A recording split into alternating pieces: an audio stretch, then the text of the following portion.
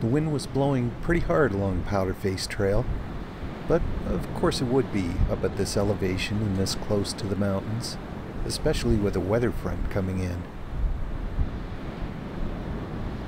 The wind didn't make it any less pretty though.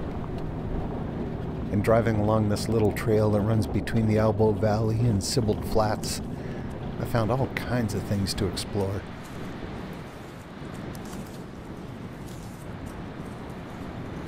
I stopped to take pictures in this stand of lodgepole pines, and looking up I could see their tops slashing back and forth in the wind.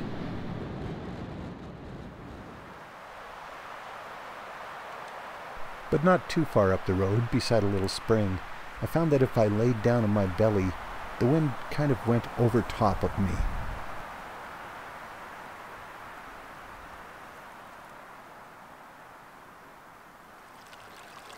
And then, right across the road where the spring met this little creek, it was even more calm. The greens of the willow leaves and the horsetails contrasted perfectly with the reflected blue of the sky. Back out in the open though, the wind was howling, and I found this group of wild horses right beside the road. The gusts were coming so hard they were shaking the truck, and consequently they were shaking the video. Sorry about that.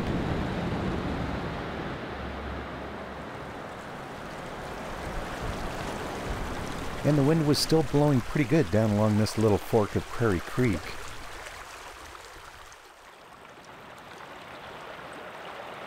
But in between gusts I could see trout swimming in one of the pools.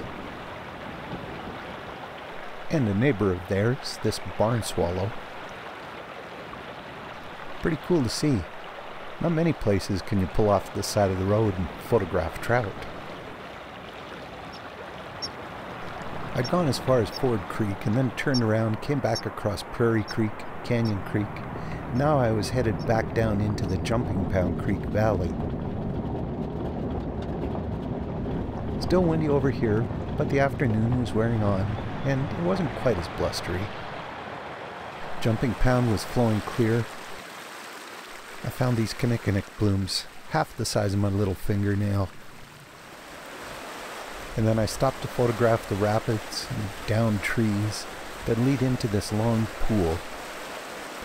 There's trout in here too. But it was getting pretty close to supper time, so I headed on home. Powderface Trail? See you again soon.